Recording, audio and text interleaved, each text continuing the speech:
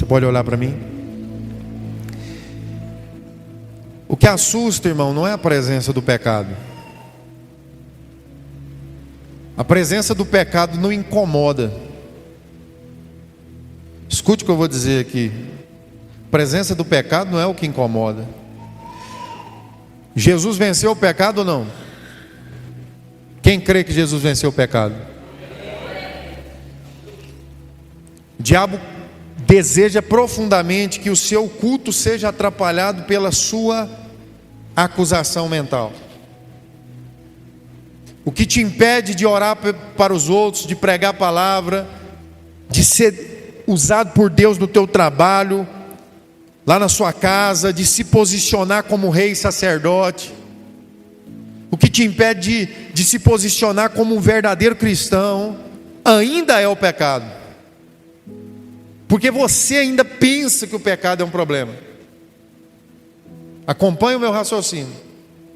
Jesus pagou todos os pecados na cruz do Calvário. Ele perdoou o pecado da humanidade, o pecado por natureza, aquilo que estava no cerne do ser humano, antes mesmo dele nascer. Antes de eu nascer, de você nascer, Jesus morreu na cruz. Foi ou não foi? E ele perdoou o pecado antes e depois, até a sua vinda. Então digo, o pecado não é um problema, porque o problema foi resolvido. E eu vou repetir: a preocupação, o pecado não é o problema é a ausência de arrependimento. O que me assusta quando eu olho para a minha vida não é a presença do pecado, porque o pecado ele está todo dia em você, está lá. Você acorda pecador, dorme pecador, você pensa pecado, você age pecado, crendo, lógico, que Jesus Cristo perdoou os seus pecados. Mas parece que esse pecar diário enfraquece a sua fé, enfraquece, sabe, a disposição de ir lá e agir e fazer algo para Deus. Quem crê no que eu estou dizendo? Porque o pecado nos assustou uma vez, no Éden. Adão se escondeu por causa do pecado. Deus procurou Adão, né? Adão, cadê você? Como se Deus não estivesse sabendo. Adão, cadê você? Estava escondido. E ele, por que você está escondido? Porque eu tive medo. O pecado, ele gera medo, porque automaticamente, quando alguém peca, aparece ali, né, aquele espírito acusador, dizendo, ó, você está condenado por causa do teu pecado. Você é diferente da natureza de Deus. Como que Deus pode amar um ser humano igual a você, que pensa o que você pensa, que faz o que você faz, que trai como você trai, que mente como você mente, sabe? Está em nós isso, essa acusação, e ele está todos os dias, Satanás lá. Você é pecador, você não presta, você é igual eu, você vai para o inferno. De outro lado, dentro, o Espírito Santo está dizendo, você é filho. Eu perdoei seus pecados. Você está livre, você não precisa se preocupar mais com o pecado. E a religião continua pregando para você, olha, cuidado, olha o pecado, olha o pecado. E eu vou dizer, não, irmão. Você vai acordar todos os dias com os pecados dentro de você. O apóstolo Paulo, no auge, não foi no início, no auge da carreira cristã, ele bateu no peito e falou, quem me libertará do corpo de pecado, do corpo condenado à morte? Por quê? Porque ele olhava para dentro dele e ele viu que um coração disposto a servir a Deus, disposto a andar em santidade, disposto a obedecer a Deus em tudo, mas quando ele olhava para a carne, ele percebia que nele morava o pecado. Quantos estão aqui comigo essa noite? Como que eu posso entender isso? A dívida dos pecados já foram pagas, ponto, acabou. Mas existe uma coisa que ainda nos preocupa, e me preocupa muito, é a ausência de arrependimento. Porque o arrependimento, é o requisito para ter perdão de pecados. Se arrepender é o requisito para ter os pecados perdoados. Não é pedir perdão. Quando eu peço perdão, irmão, eu não sou perdoado. Eu sou perdoado quando eu me arrependo. Você pode falar para alguém que está perto de você e falar assim, ó, cuidado, não com o pecado, mas com a ausência de arrependimento. Quando a presença do Espírito Santo está profundamente, né, todos os dias, transbordante na nossa vida, a presença do Espírito Santo está ali, real, mais arrependimento. Quanto mais distante eu estou de Deus, menos arrependimento. Quanto mais você aproxima de Deus, mais pecado você vê na sua vida. Quanto mais longe de Deus, mais pecado você vê na sua vida. Consegue entender o que eu estou dizendo? O pecado sempre estará presente. Quanto mais você conhece Deus, mais pecador você se sente. Quanto mais você se afasta de Deus, mais presente o pecado está na sua vida. Mas quanto mais você está na presença de Deus, mais o Espírito Santo te convence, e mais produção de arrependimento diário na sua vida. Buscar a Deus hoje, irmãos, ouvir a palavra e ter uma vida de oração, não é para que Deus perdoe os seus pecados, não, porque os pecados já foram perdoados. Nós estamos aqui essa noite, irmão, clamando para que Deus produza arrependimento. Eu estava no monte, com 14 anos de idade, fui no monte orar com uma turma da igreja. Eu estava entrando para a igreja, e eu me lembro de bater o joelho no chão ali, tentando copiar até as orações dos irmãos, né? Adolescente querendo aprender a orar. E eu lembro de eu estar orando fervorosamente, buscando o Espírito Santo. Eles falavam, né, batismo do Espírito Santo, e estava lá orando. E eu lembro de eu falar assim, Senhor, me dá arrependimento, me dá fé. E um irmão tolo, insensato, chegou em mim e falou uma coisa que me travou durante muito tempo. Ele falou assim, você não pode fazer isso. Arrependimento não é uma coisa que se pede, você tem que ir se arrepender. É uma atitude sua, não tem nada a ver com Deus. Você está pedindo arrependimento para Deus? Fé é uma coisa sua. Não é Deus que dá fé para você crer, não é Ele que aumenta a fé, você que tem que aumentar a sua fé. Naquele dia, para aquele tempo, para a maneira como a igreja pregava e acreditava naquela época, isso aí fazia um sentido danado. E eu falei, estou errado. Mas com o passar dos anos eu passei a ler esse negócio aqui. E a Bíblia diz que a fé é um dom de Deus. Quem dá a fé é Deus. A Bíblia diz que tanto querer, quanto o conseguir, quanto efetuar vem de Deus. Então nem o arrependimento vem da sua própria natureza. Quando Jesus morreu na cruz, irmãos, Ele colocou em total acesso para você todas as bênçãos celestiais. Entre elas, o arrependimento, que é produzido pelo Espírito Santo dentro de você. Quem está aqui comigo, diga amém. Então vou entender uma coisa que talvez seria muito mais importante esse entendimento do que tudo que eu falei até agora. É o Espírito Santo, que é a pessoa de Deus, não é o poder de Deus. Não é sentir emocionado aqui na frente, chorar. Isso aí é alma, emoção.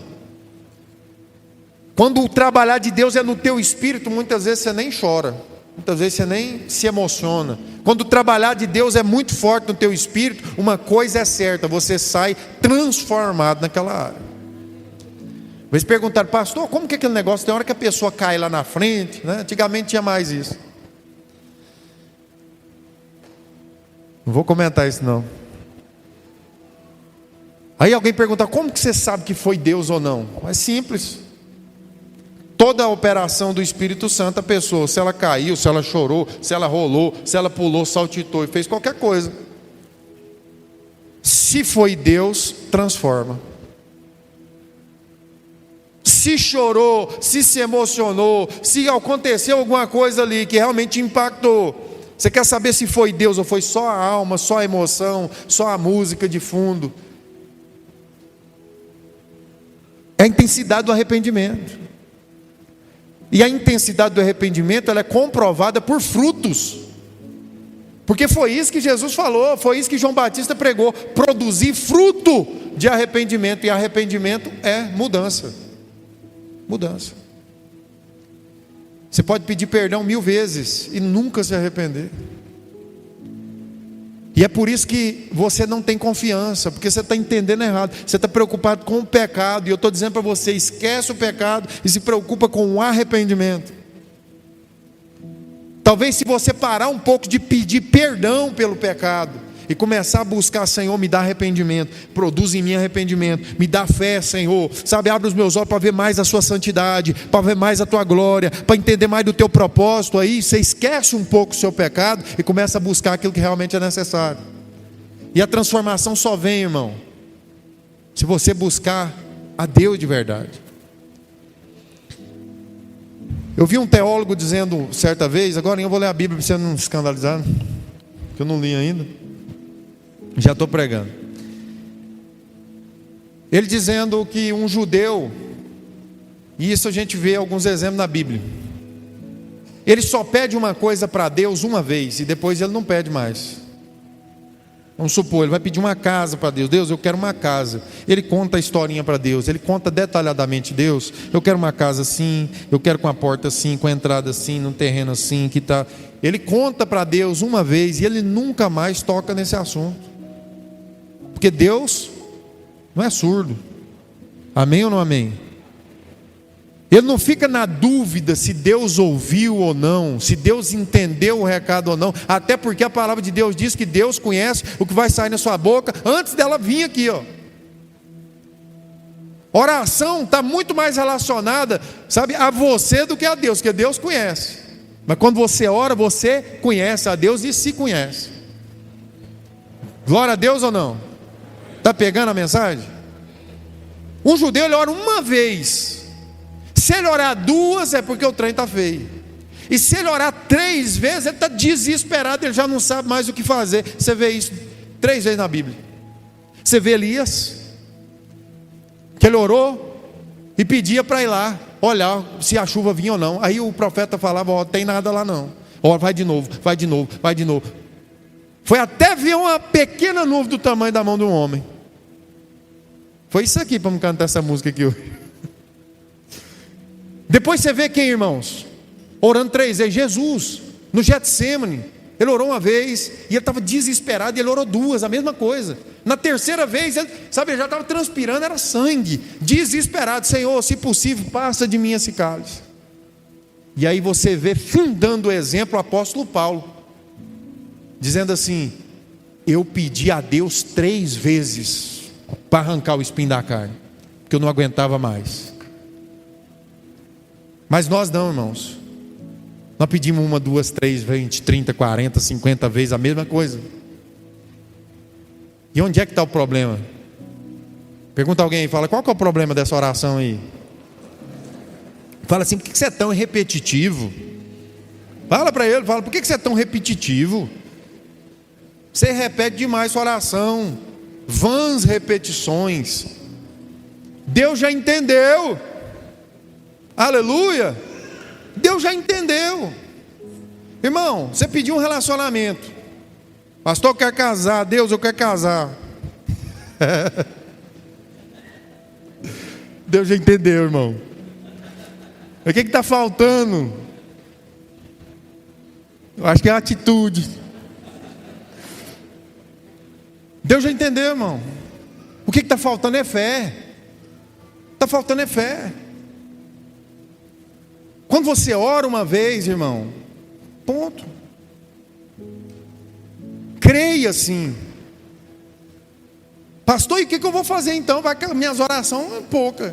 Aí que está o negócio.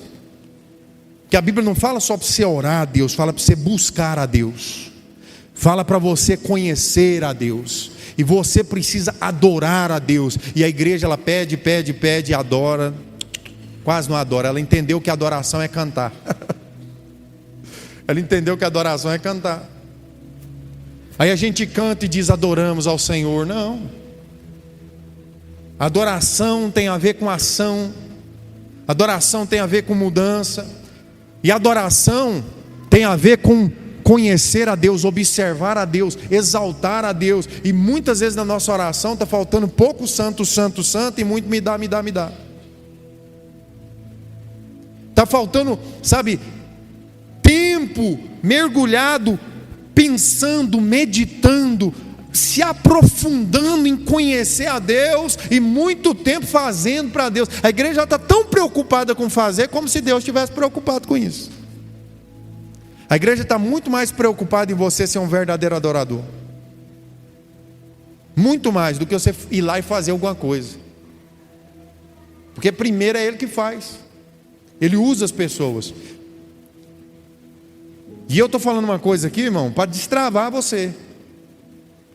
Porque aquilo que você não está recebendo hoje, ou está tendo dificuldade na sua vida, a Bíblia diz: orais, pedis e não recebeis, porque pedi mal. Tem como pedir perdão, tem como pedir coisas e pedir errado. E não vai acontecer.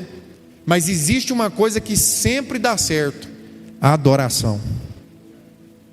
Se você tiver uma vida de adoração, de admiração a Deus. Quando eu digo admiração a Deus, irmão, não seja idólatra. Porque tem gente que tira foto da lua, do céu e fala: Deus é lindo. Que isso? Você rebaixou Deus demais. Você está quase comparando, né? Você olha a lua, o sol, é lindo, irmão. Criação de Deus. É um negocinho, um pingo no universo. Deus é muito maior do que aquilo que Ele criou. Deus não é sábio, Deus criou a sabedoria. A gente está só rebaixando Deus. Olha que céu lindo, Deus é lindo. Não, a criação de Deus é linda. Deus é muito, muito, muito mais. Adoração não é admiração, irmão. Adoração é mergulhar e conhecer Deus. É entender na profundidade, sabe, coisas que Ele só pode revelar a alguém que o busca. E Ele fala: eu amo aqueles que me buscam de madrugada. Bate aí. Você está com dó do que, irmão? Você tem dó? É esse que é o problema. Você tem dó demais de ser. Bate aí e fala assim: eu preciso conhecer a Deus. Você conhece o pastor Regis, a IPR, conhece um monte de gente aqui e às vezes não conhece o chefe. Que você vai lá e me dá, faz para mim, tudo isso aqui é importante. Mas que hora que Deus vai te mostrar o teu propósito? Eu sempre estava assim, olhando para os meus pecados, até o dia que comecei a buscar a Deus. Aí quando você busca a Deus, Deus te mostra coisas para você fazer. Mas se a gente não cuidar, a gente distrai fazendo, esquece Deus. Vou repetir para você entender. Você começa a orar pedindo, Deus vai lá, te fala: busque-me. Aí você começa a buscar Deus, você conhece um pouco de Deus, aí Ele te mostra alguma coisa que Ele tem projeto para fazer na sua vida, você fala: Deus, então vou fazer. E muitos fazem isso, vira as costas para Deus e se interde com a obra. E a obra nunca será mais importante do que a presença de Deus. Ninguém vai conhecer Deus por você, irmão. Mas se você não fizer a obra de Deus, Deus levanta outro e faz.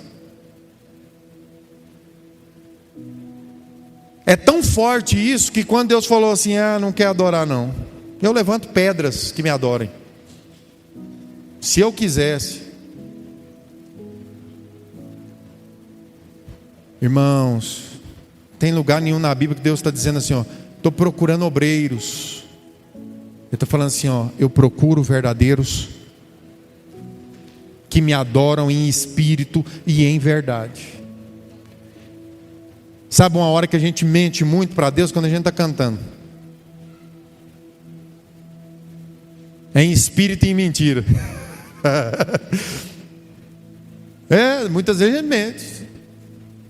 A gente canta um monte de coisa que a gente não está com o coração nessas coisas. Aí tem versículo para isso também.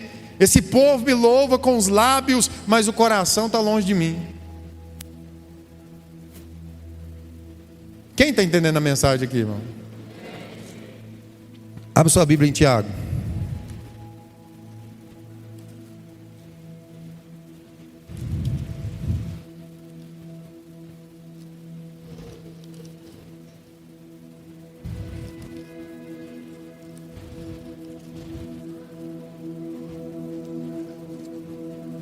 Tiago. Aqui é assim, tem hora que eu leio no final.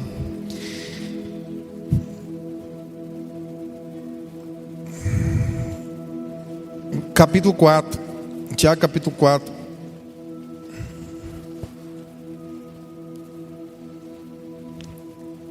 Essa mensagem não era para hoje. Não sei quem aqui estava espiritual ao ponto de entender a guerra que foi para me louvar hoje aqui. Foi difícil esse louvor aqui. Hoje foi complicado. E não foi só o som. Uma batalha profunda aqui espiritual. E aí Deus falou assim: vai entender um pouquinho de adoração. Tem muita coisa aqui que vai abrir seus olhos agora nessa leitura. Então fica aí comigo. Amém ou não amém? Fica comigo aí. Tiago capítulo 4, verso 1 está escrito assim: de onde vêm as guerras e contendas que há entre vocês? Em outras palavras, onde que está vindo tanto problema? A maioria dos seus problemas tem a ver com pessoas. Tem ou não tem? Quase todos os seus problemas têm a ver com gente, irmão. Se for cavar, chega lá. É alguém. É alguns. Que trava, que atrapalha. Tem sempre uma desculpa para pôr a culpa no outro. E ele está perguntando de onde é que é? Onde é que é? Qual que é a origem? De onde sai tanto problema com gente? De onde vêm as guerras e contendas que há entre vocês? Ele fala assim, ó: não vem das paixões que guerreiam dentro de vocês? Que paixões são essas? Todas as coisas que você almeja. Vou dar um exemplo. Você tem um problema com alguém porque você almeja, né, ser visto, ser reconhecido, e essa pessoa às vezes não reconhece. Essa pessoa não te valoriza. Você tem um problema com a pessoa. Por quê? Porque você tem uma vaidade, um orgulho dentro de você, que você quer colocar para fora e alguém não está vendo, sabe? Aí você dá um chilique. Lá no trabalho, você quer uma remuneração maior, as pessoas não reconhecem. A gente está sempre transferindo aquilo que nós queremos dentro para as pessoas. Eu não tenho isso hoje por causa do meu pai. Eu não consegui ter, chegar em determinado lugar porque minha mãe não me apoiou. Eu não tenho isso hoje por causa daquilo, por causa daqui. Sempre a gente colocando a culpa. É no pai, é na mãe, é no professor, né? É no prefeito, é no presidente, é no governo, é no diabo. A gente nunca assume que somos nós o problema. Vira para o lado e fala assim: probleminha. Fala aí, probleminha. Você entendeu, né? O probleminha. O problema é você, irmão. Aleluia. Quer ver que é? Verso 2: vocês cobiçam coisas e não as têm. Ah, mas eu sou filho de Deus. Pois é, cobiça coisas e não as tem. Ele fala assim: ó, matam e invejam, mas não conseguem obter o que desejam. Vocês vivem a lutar. Pastor, sou tão trabalhador. Ele está falando, está aí, está lutando, está fazendo guerra, está correndo atrás, mas não vai. E não vai mesmo. Por quê? Porque o problema, irmão, está sendo revelado. Quando a gente quer alguma coisa, irmão, essa coisa tem que estar alinhada com a vontade de Deus.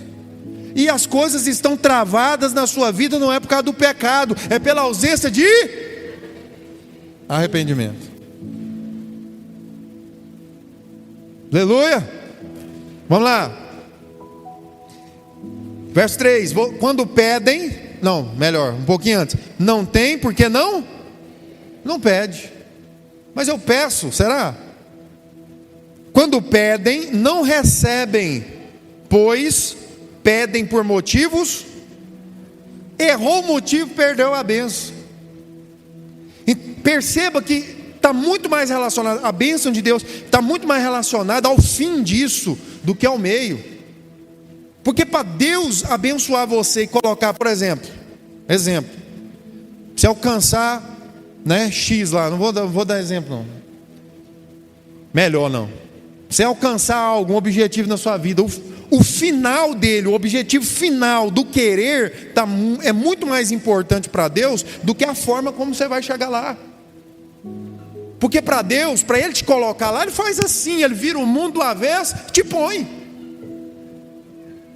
Mas Ele está olhando para o que você quer. Só que muito mais do que isso, para o objetivo final daquilo que você quer. Ele está falando assim, quando vocês pedem não recebem, porque pedem por motivo errado. E Ele fala para gastar nos seus próprios prazeres.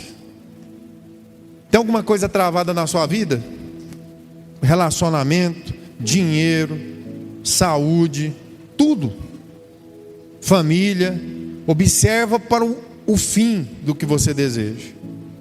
Porque se é só para você, cada coisa que você tem paixão, que você deseja ter, se aquilo não vai gerar nada para o reino da obra de Deus, para a vida das pessoas, para o outro, você já está travado nisso aí. Então não tem que mudar. Tem gente que acha que tem que mudar o nicho. Não, tem que mudar de empresa. Eu tenho que mudar o jeito de fazer. Não é o jeito de fazer, é o objetivo final. Você pode continuar fazendo a mesma coisa e mudar o objetivo final. Eu estou indo para cá para mim e estou fazendo desse jeito, não está dando certo. A hora que você fala assim, não, eu vou fazer para a vontade de Deus, você pode continuar fazendo do mesmo jeito. Que o problema é que a gente está pensando em como fazer. Deus pega e põe o celular, a hora que você entender isso. Continua comigo. O 4 é pesado. Ele chama gente assim de adúlteros. Ele fala assim, adúlteros, vocês não sabem que amizade com o mundo é inimizade com Deus? Aqui não é o mundo da cachaça, o mundo que a gente já pensa, o mundo, né? As festividades, as coisas seculares. Não, o mundo em geral, irmão. Porque o ímpio, o coração dele está na terra. Ele está dizendo, olha, vocês não sabem, seus adúlteros, que a amizade com o mundo, amizade, relacionar-se com o mundo, é inimizade contra Deus. Quem quer ser amigo do mundo, faça inimigo de Deus. Ou vocês acham que é sem razão que a Escritura diz que o Espírito que Ele fez habitar em nós, já está em nós, tem fortes ciúmes? Mas Ele nos concede uma graça maior. Por isso está escrito, Deus se opõe a quem? Deus é grande ou não? É grande, irmão? Sabe o que tem na frente de uma pessoa orgulhosa que está tentando chegar em algum lugar? Deus. Você não passa. Porque todo orgulhoso é barrado por Deus. Essa laje que tem para você atravessar para alcançar o objetivo, mas o orgulho está atrapalhando aí. É quem que está aí? É o diabo, pastor. É meu marido. É porque não. Você está com o coração tão vaidoso, tão orgulhoso, tão prepotente, tão egocêntrico, que é Deus que está na sua frente falando, você não passa. Aí começa a falir, começa a quebrar, começa a dar tudo errado. Ele não percebe que o problema é ele está procurando pôr a culpa em alguém. E Deus está dizendo assim, sou eu que não deixo você passar, porque você tem um coração vaidoso e orgulhoso. Está no texto ou não está? Deus se opõe. É a oposição aí a Deus. E Ele fala assim, ó, mas concede graça aos... Probleminha? Tem que ter humildade. Humildade é ser ensinável. Humildade é estar disposto a buscar o Espírito Santo e falar, Senhor, eu preciso de arrepender dos meus pecados. Preciso me arrepender daquilo que está entristecendo o seu coração. E aí ele finaliza a minha mensagem dando o segredo do que fazer. No verso 7. Portanto, submetam-se a Deus. Submeter a quem? Submissão. Missão, submissão. Deus tem uma missão. A missão é de quem? Foi Ele que veio, foi Ele que morreu, foi Ele que ressuscitou, foi Ele que estabeleceu. A obra é de Deus, a vontade é de Deus. Ninguém mais, irmão, quer a sua salvação, a salvação das pessoas que você ama, do que Deus. Ninguém mais do que Deus. Então a missão de salvar, quando você quer salvar seu filho e está aqui, Deus tem misericórdia, Deus quer muito mais salvar o teu filho, porque Ele morreu por ele. Então entenda que a missão de realizar já é de Deus, a sua é a submissão. Então submeta-se a Deus. O que Ele quer dizer? Faça do jeito de Deus, não do teu. Enquanto você estiver fazendo do seu jeito, você está travado. Mas tem gente que aconselha a Deus, irmão. Tem gente aqui, mas Senhor, né? Igual Moisés, por que o Senhor não para de fazer assim, Jesus? Quer aconselhar a Deus como tem que ser feito? Deixa Deus, submeta-se a Deus, resistam ao diabo e ele fugirá de vós. Aqui não está falando para pisar na cabeça de Satanás, não está falando para jogar óleo, não está falando para meter fogo no diabo, está falando para resistir. Eu sempre dou o exemplo do celular. Quando você não quer falar com alguém de jeito nenhum, você cansou, cortou relações, o que você faz? Vai lá e mete um bloqueio. Quando você bloqueia alguém no WhatsApp, essa pessoa não consegue ter acesso a você, né? Teoricamente. Resistir ao diabo é não dar ouvido para ele, não é medir força. Você não mede força com o diabo, irmão, ele te arrebenta. Amém ou não amém? Você não mede força com o diabo, você resiste. Resiste como? Não dá ouvido. Resistir ao diabo e ele fugirá de vós. Ele sempre fugirá de alguém que não dá ouvido para ele. Porque se não está dando ouvido para ele, está dando ouvido para o Espírito Santo. Aí fica perigoso para ele. Ele, vai embora. Está pegando o texto ou não? Estou explicando Bíblia para vocês, irmão. Aproximem-se de Deus. Próximo, terceiro passo. Aproximem-se de Deus. E acontece logo em seguida o quê? E Ele se aproximará de vocês. Pastor, eu não consigo ouvir Deus. Porque você não aproxima. Você está tão longe que você não consegue. Você está esperando que Deus venha. Deus já veio. Aí Ele voltou. Aí Ele fala, agora me busca. Buscar é ir e trazer. Buscar não é pedir. Fala para a pessoa que está do seu lado, buscar não é pedir, meu irmão. É ir trazer. É entrar no céu, pegar na mão de Jesus e falar, Jesus, vem cá. O trem está feio. Acorda Jesus no barco. Põe em prática o cristianismo, é isso, irmão. É se posicionar. E ele vai falar aqui, ele vai findar falando sobre arrependimento. Ele vira aqui e fala assim, pecadores, limpem as mãos, e vocês que têm a mente dividida, purifica o coração, entristeçam-se. Pastor, como que eu vou me arrepender? Entristeçam-se, lamentem-se e chorem. Eu vou repetir. Como que eu vou me arrepender? Primeiro você fica triste. Eu acho massa meu filho, quando ele fica triste, ele está assim, de repente ele... Quem conhece o Ezequiel sabe quem faz isso aí. Está de boa ele. Aí você fala alguma coisa.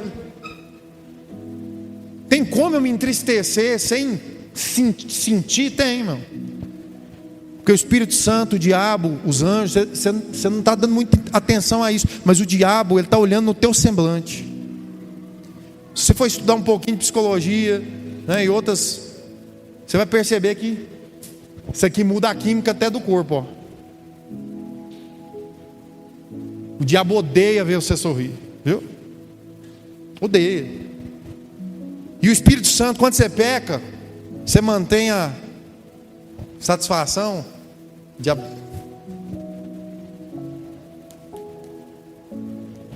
está dizendo aqui, entristeçam-se, lamentem-se e chorem. Pelo que, irmão? Pecadores. A gente está falando de pecado, você está... Não tem tristeza, não tem lamento, sabe? Nós estamos precisando disso, irmão. É choro, é pranto. Ele fala, pastor, não tem lágrima, é lágrima de crocodilo. É por isso que ele está falando, porque lamento é isso. Lamento é começar a falar, até o ponto das lágrimas virem. É você reconhecer isso, é você se apegar a essas questões até que o choro venha. Era tão forte esse entendimento, que na época de Jesus contratava gente para chorar. Tinha choradeira de plantão, você pagava, ela ia lá para chorar, para lamentar, é sério. Quando um profeta falava, ó povo de Deus, é para chorar, o povo chorava sem vontade de chorar. Era uma ordem. Chorar. Pastor, isso é fingimento. Não, irmão, é Bíblia. Você sabe por quê? Você não exercitou para chorar. Parece loucura, irmão, mas Deus quer que você treine até se tornar. Para ser um chorão na presença de Deus, tem que treinar, até que Deus acesse além da sua alma e consiga tocar o seu espírito. A sua resistência de chorar, ela vem da onde, irmão? Do seu orgulho. Porque te falaram assim, homem não chora. Mas...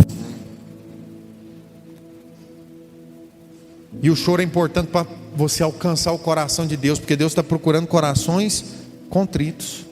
Se fosse só chorar mesmo, não tinha lamento, não tinha pranto. Cada um desses significa uma coisa diferente.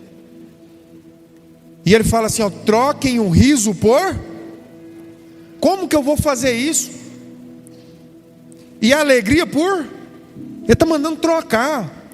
E ele fala, humilhem-se diante do Senhor, e Ele os... Quando você se humilha, Deus te... Você vai continuar batendo cabeça até quando? A palavra está aí, irmão.